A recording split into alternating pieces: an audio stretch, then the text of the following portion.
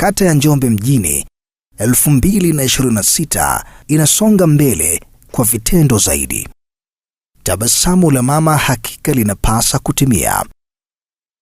Leo hii tunauangazia mtaa wa Kambarage ulioko kata ya Njombe mjini, jimbo la Njombe mjini. Mwenyekiti wake ndugu Francis Msanga. Mtaa huu uko kata ya Njombe mjini chini ya Chama cha Mapinduzi. Mbunge wake ni Deodatus Philip Mwanyika. Ni Deo Mwanyika. Tupate kuangazia kwa uchache, tufahamu kile hasa kilichofanywa na viongozi kuanzia ngazi ya serikali ya mtaa mpaka serikali kuu katika kuwatumikia wananchi wa mtaa wa Kambarage. Francis Msanga ni mwenyekiti wa mtaa huu wa Kambarage. Serikali ya awamu ya 6 sasa inajipambanua katika kuboresha afya za watu wake, ikiamini hakika afya ndio mtaji pekee unaweza kuwafanya watu wakawa na afya bora, wakafanya shughuli zao za kiuchumi na wakajiletea maendeleo. Je, juhudi gani hasa ambazo zinafanywa? Mimi mtaa Kambarage kwanza ina wananchi wengi sana. Mtaa wangu mimi na wananchi 16,880. Ni mtaa mkubwa kuliko mitaa yote mkoa wa Njombe. Kwa namiliki wananchi wengi sana. Wananchi 16,500 kama na 80. Kwanza wanategemea biashara na kilimo. Wajasiriamali hapa.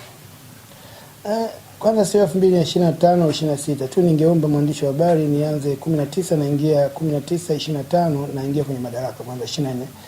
Katika masuala ya elimu, serikali imekuwa na vipaumbele kadhaa. Je, imefanya nini katika mtaa huu wa Kambarage? Mimi mtaa nimeukuta ukiwa na shule moja. Wakati anachaguliwa Magufuli na mimi nimo. Rais Magufuli, lakini nimeukuta mtaa ukiwa na shule moja, ukiwa na wananchi 15,195, lakini pia ulikuwa na zahanati moja ambayo kwenye jengo ambalo sio zuri, lakini kwenye awamu hiyo tumefanya maendeleo mengi sana. Na ndio maana wananchi wakaniamini nikarudi. Nilivyoingia tu madarakani, shule ya Kambarage niliikuta ikiwa na matundu 9 na yalikuwa ya kulenga. Bahati nzuri mbunge wangu Mwanyika naye alikuwa ndio anaingia madarakani. Nikafanya naye kazi nzuri sana. Nimeingia tu kwa awamu ile mwaka 2019 nikafaulu kujenga matundu 24 ya vyoo vya kisasa na matundu 8 ya watoto wa awali, ukijumlisha hapo ni kama 30 kwa mwaka ule naingia madarakani. Lakini tukaenda mbali sana, nikatoka na wazo la wananchi na ombi kwa serikali na kwa mbunge wetu na kwa rais. Tukaweza kupata shule ya msingi Deo Mwanyika, ikajengwa kwa miaka 2 na ikafunguliwa, imeshatoa watoto awamu 3. Kwa kuna shule mpya pale imejengwa ndani ya miaka 2 nikiwa ndani ya uongozi wa hiyo miaka 5 inaitwa Deo Mwanyika. Lakini tukaenda mbali zaidi. Nikiwa bado madarakani tuliweza kuanzisha ujenzi wa shule shikizi 2, Block X ambayo tayari ina msingi wa madarasa 2 na ofisi 1. Na Block X na Igereke tukajenga msingi wa madarasa 4 na ofisi 2 na kuweza kufidia baadhi ya fidia wenye viwanja vya jirani. Hata kama tujamaliza tunadai milioni 9, mimi naamini mbunge na mkurugenzi hili watalichukua, watafidia kwa wale wananchi waliotusaidia vile viwanja. Hiyo ni awamu ya kwanza wakati nikiwa miaka 5 ya uongozi wangu. Serikali ya awamu ya 6 sasa inajipambanua katika kuboresha afya za watu wake, ikiamini hakika afya ndio mtaji pekee unaweza kuwafanya watu wakawa na afya bora, wakafanya shughuli zao za kiuchumi na wakajiletea maendeleo. Je, juhudi gani hasa ambazo zinafanywa katika sekta ya afya? Lakini tukaenda mbali, nikaomba kujengewa zahanati ya kisasa. Mbunge wangu na halmashauri wakakubali kwa kupitia mradi wa TASAFU, tukapata fedha milioni 90 kitu. Na wananchi wakatoa shilingi asilimia 10, milioni 14 wamechanga, na ile zahanati ikaanza kujengwa kipindi cha awamu ya kwanza, lakini imekuja kuisha kwa awamu ya pili kama sasa nilivyorudi tena madarakani kwa milioni 148. Kwa yote hayo ni maendeleo ambayo yamefanyika nikiwa madarakani, lakini mbunge wetu ametusaidia sana. Uboreshaji wa miundombinu ya barabara, hii ni ajenda ambayo imeanza miaka 5 iliyopita na sasa inaendelea. Miundombinu kadhaa ya barabara imekwisha tengenezwa. Je, mipango gani iliyo kwa sasa katika utekelezaji hasa katika mtaa huu?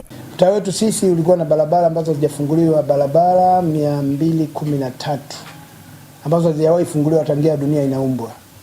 Mwaka jana mwezi wa 8, ikiwa bado niko madarakani, sijarudi kwa awamu ya pili, niliweza kumuomba mbunge Deo Mwanyika greda likafungua zaidi ya kilomita 20 kwa kutumia greda lake, sehemu za Block X, sehemu za hapa Kambarage katikati, sehemu za Unguja, sehemu za Pemba, sehemu ya Machinjoni, sehemu ya Igaba.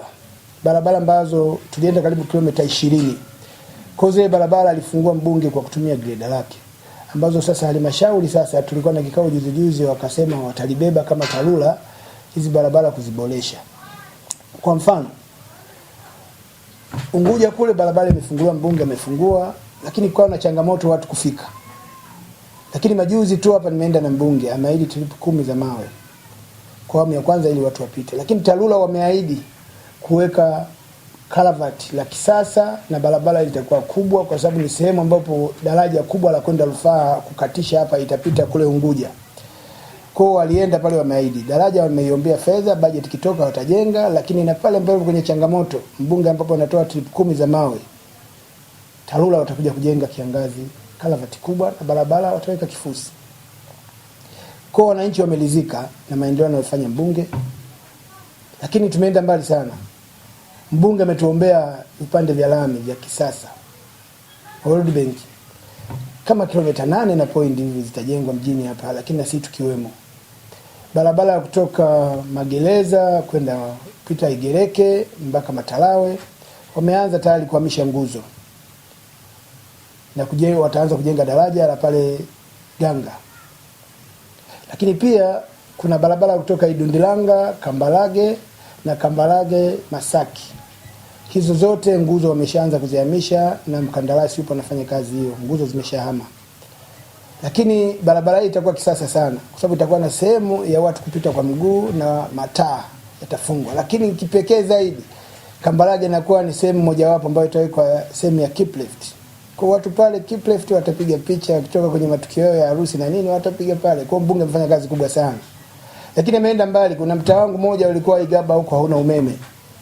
Wameshusha umeme mpaka Mtoni huko, nguzo zimeenda. Kwa huduma ya umeme inaenda. Kipande kilichobaki mbunge amewaahidi wananchi mwezi huu wa kwanza Unguja. Nadhani hilo swala la Unguja limeongelewa mpaka bungeni. Mbunge amewaahidi umeme unaenda na maengineer wameshaenda kusurvey. Kwa sehemu ya Unguja watapata umeme. Kwa mkakati wa kimaendeleo ni mkubwa sana. Zahanati imeshaisha, vifaa tiba vipo, pamoja vichache bado havijafika, lakini vitanda pale vipo tayari. Tunatarajia sasa tujenge stendi ya maji, ambapo sasa mbunge pia ametuahidi atatuletea fedha milioni 1 kwa ajili ya kujenga stendi ya maji, kwa sababu kisima tayari kipo na kuna mdau ameshachanga ametupatia pampu, simtengeliko halmashauri, zahanati yetu ifunguliwe iweze kufanya kazi. Kwa zote hizo ni jitihada za mbunge wetu. Mtaa huu ni mkubwa kama ulivyopata kumsikiliza mwenyekiti wa mtaa huu, na serikali ndiyo yenye jukumu la kuhakikisha inaweka mazingira wezeshi kwa wananchi wake, ikishirikiana nao ili kuhakikisha wanapata huduma bora na zenye uhakika. Katika kukabiliana na adha ya kutoka maeneo mbalimbali ya kata hii ili kupata huduma ya serikali ya kijiji, serikali ya mtaa huu imefanya nini? Lakini tumeenda mbali zaidi. Ofisi ya serikali ya mtaa kama unavyoona hapa mimi nimepanga. Lakini kwa sababu kwa miaka yangu 5 kipaumbele zaidi kilikuwa ni miundombinu au sehemu husika ambazo zilikuwa ni utata kwa wananchi, kwa mfano shule, zahanati, vyoo. Kwa tulijikita huko kwanza. Lakini za ile ofisi ya mtaa mbunge alichangia milioni 1, tumeshaipaua na mbao kabisa. Kwa hiyo halmashauri sasa kwa awamu ya kwanza mbunge ametuombea milioni 16 ziko kwenye account, na tumeomba watu wadau waweze kuleta vifaa. Naamini mwezi huu wa kwanza itaezekwa na kuwekwa madrili. Baada ya hapo mbunge ameahidi kwenda kufuatilia fedha nyingine ili tumalize ofisi yetu ya mtaa. Kwa mambo ni moto. Lakini pia tumeomba sekondari. Mtaa huu unahitaji kuwa na sekondari. Mbunge ametoka nalo eneo la Magereza kuweza kupata eneo ambalo alikuwa analipambania kwa muda mrefu. Amesema kwa sababu anaenda bungeni atatoa majibu, kwa sababu mtaa huu unatoa wanafunzi 200 na kitu kwa mwaka. Kwa hiyo ni muhimu sana kupata eneo la kujenga sekondari. Lakini pia tulienda mbali zaidi kwa sababu wananchi wa Kambarage wanafanya biashara pia wanalima. Mbunge aliahidi atawatafutia sehemu ya kiwanda cha parachichi kujenga ili wananchi parachichi zije hapa na wananchi wapate ajira. Kwa sababu kiwanda cha parachichi kiwepo hapa na wao wanazilima parachichi, wananchi wataajiriwa. Wataleta parachichi, watapakia, watashiriki kwenye hivyo kiwanda kuzisafisha na kuzipaki, kwa mambo yatakuwa mazuri. Sisitiza tu kuwa wananchi wasitegemee cha bure. Wajitokee, wajitolee, wajitoe, wakafanye kazi. Na hapa mjini walio wengi wakulima wanategemea wananchi Kambarage. Ukija saa 11 kwenye eneo langu la junction hapa utakutana na wananchi zaidi ya 300 wanaenda mashambani. Mashamba mengi wakulima wengi hapa mjini wanategemea watu wakulima Kambarage. Kwa hiyo ndio maana nimesema Kambarage ina wakulima na wafanyabiashara wapo na wajasiriamali wapo kwenye mtaa wangu, lakini wananchi hao hawana kiburi hata kidogo. Hawa wananchi ukiwaita na kuwaelekeza ni waelewa sana. Na miradi yote ninayosema hiyo wanaanzisha wao wenyewe, tukikubaliana wanaanzisha, kama ni mawe wanaanzisha, ni mchango wa nguvu wanaanzisha, afu serikali inafuata. Bado nimesahau kitu kimoja, ukienda Uyelevale pale kuvuka kwenda unaenda Sido pale, kuna mawe tripu 11 wananchi wamechanga na wamenunua yako pale. TARURA wanawajibika kujenga daraja na wameenda pale, wanakubali kujenga daraja kuvuka kutoka Uyelevale kwenda Sido. Kwa ni michango yao binafsi ya wananchi, lakini wameenda mbali sana wananchi hawa. Tunasema wanajitoa kwa nguvu zao zote. Ukienda pale Gereke kuna ofisi ya serikali pale, wamenunua kwa fedha zao za mkononi, kwa sababu mtaa ni mkubwa. Kuna ofisi pale imenunua milioni 10. Tumeandika ofisi ya serikali ya mtaa eneo la Igereke. Ukipita pale mwandishi unaweza kuliona pale inapojenga ofisi. Lakini ukienda mbali huku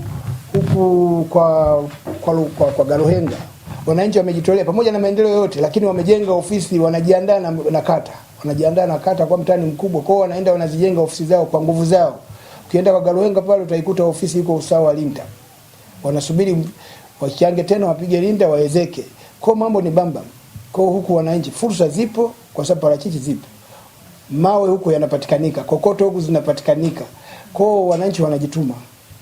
Wanajituma vizuri sana, lakini wanapokea maendeleo kwa mikono miwili kutoka kwa mbunge na rais na mkurugenzi wetu wa halmashauri. Mimi naamini Njombe tabasamu litakuja kwanza sio litakuja, limekuja. Tabasamu linakujaje? Kwa sababu kikaa bure huwezi kupata cha bure. Unataka kujitume ili ukipate hicho cha tabasamu, sio? Lakini mimi naamini tabasamu namba 1 kwa Njombe ni kutuletea chuo kikuu cha UDOM. Tu niseme kila mmoja anayejishughulisha kupitia hicho chuo atapata faida. Kwa sababu ajira zitakuja. Unalima mboga utauza chuo. Umejenga nyumba utapangisha wanachuo. Chochote utakachokifanya, una bodaboda utasafirisha wanachuo na wafanyakazi. Madini ya mawe yanapatikana katika mtaa huu ambako wananchi kadhaa wamekuwa wakishughulika, wakiponda kokoto na shughuli nyingine kadha wa kadha zitokanazo na madini haya. Soko la mbao ni moja ya eneo ambalo limekuwa likichagiza ukuaji wa uchumi katika eneo hili. Vijana wamejipatia ajira na serikali imejipatia mapato. Pamoja na juhudi kadhaa ambazo zimekuwa zikifanywa na serikali katika kuhakikisha kwamba mtaa huu unajipatia mapato, serikali inakusanya fedha zake na wananchi wanajipatia ajira. Mwenyekiti anagusia suala la soko la mbao na changamoto zinazoikabili kwa sasa. Mimi kwangu ni Kwale huko ambako kwa mwekezaji ambako anakuja kubonda kokoto. Na kwa ambako kutabonda kokoto huku wananchi kuna wajasiriamali vijana wangu zaidi ya 100 na kidogo wanafanya kazi za kuponda mawe kule, lakini ndio maendeleo ya mtaa wangu yale. Lakini nikisema hadi ambao pale wafanyabiashara wengi wanakuja pale wanaweka mbao pale na gari zinakuja kupakia na halmashauri inachukua ushuru. Lakini tu ndio ningesema baraza la madiwani hebu liangalie ile biashara imeanza kuzorota kidogo kwa sababu mbao nyingi zinaenda Ulembwe. Wenzetu kule wameweka miundombinu vizuri. Yaani wameangalia ushuru wamepunguza kidogo. Yaani utitiri wa ushuru wameupunguza, lakini wanachokipiga zaidi pale ni kupata ushuru wa mzigo unaotoka soko kuingia kwenye gari kwenda kuuzwa sehemu nyingine. Sasa sisi soko letu hili au halmashauri yetu imeweka utitiri wa kodi kwenye zao la mbao. Na baada ya kuweka utitiri kwenye soko la mbao, wauza mbao walio wengi mbao unapakia Talingolo zinaenda zinaenda halmashauri ya Wanging'ombe kwa sababu kule ushuru haujawa utitiri. Kwa hiyo tunapoteza mapato mengi. Naamini baraza hili likiingia kwenye vikao litaona. Na hii wakisikia basi wasikie huo uwanja unakaa kama samtupu. Na wakati huo uwanja ulikuwa unaajiri vijana wengi sana. Sasa vijana wametawanyika kwa sababu mbao haziuzwi hapo tena kwa sababu ya utitiri. Tunaona wanasema ushuru wa gogo sijui mbao shilingi ngapi, sijui wao wanajua ambacho wamekiongeza. Hebu waangalie, wajifunze sasa, waende wachukue kwa nini zinaenda mbao halmashauri ya Wanging'ombe, zinatoka Talingolo jirani hapa zinazunguka mpaka halmashauri ya Wanging'ombe. Kumbe zile mbao kitaalamu zitakuwa zije Kambarage kwenye uwanja ule ili kwamba semi ikipakia hapo ikipita getini itaacha ushuru mkubwa. Sasa wanafuata ushuru mdogo, wanakomalia ushuru mdogo ambao sasa mzigo unakimbia. Na watu wanakimbiza hizo mbao wanapeleka kule. Kumbe zingekuwa zinajaa kama mwanzo hapa. Vijana wangeajiriwa wengi hapa na halmashauri ingepata mazao. Kwa sababu mwanzo semi hapa zilikuwa zinapakia zaidi ya semi 10 na kitu. Sasa leo semi zinapakia 2 au 3. Sasa ni jambo tu la kwenda kuangalia kipi ni kipi. Mimi tu nishauri kwa sababu na mimi nimo nikipata faida kwenye maendeleo ya mtaa wangu natamani huo ushuru usikimbie ili mkurugenzi aupate. Ili aupate baraza la madiwani lazima liangalie unakamua nini unakiacha nini. Sasa unakamua unakimbiza gari 7 ziende wilaya ya Wanging'ombe kwako zikabaki gari 4 unafaidika kipi?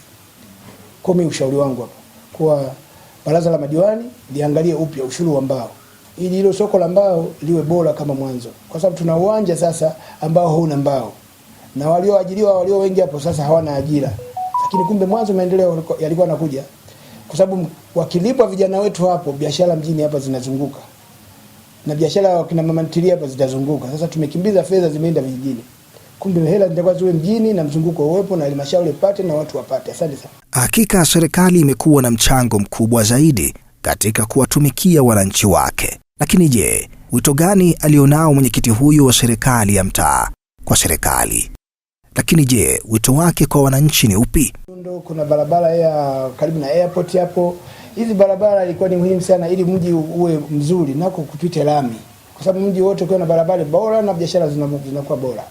Kwa huko tunaomba TARURA tumeongea nao wanasema wanalifanyia kazi, lakini leo walisikie tu mkurugenzi na TARURA hapa pamesaulika katikati hapa barabara na mapato makubwa yanatoka Kambarage kwa sababu huku kuna yadi ambao mkurugenzi anapata mapato mengi sana huko. Achana na hilo, wafanyabiashara ni wengi wanalipa kodi, lakini kodi nyingine ni pale wanavyokuwepo watu wengi wanavyoenda kununua kila kitu. Ukienda kununua sabuni kuna kodi, ukienda kununua mafuta kuna kodi.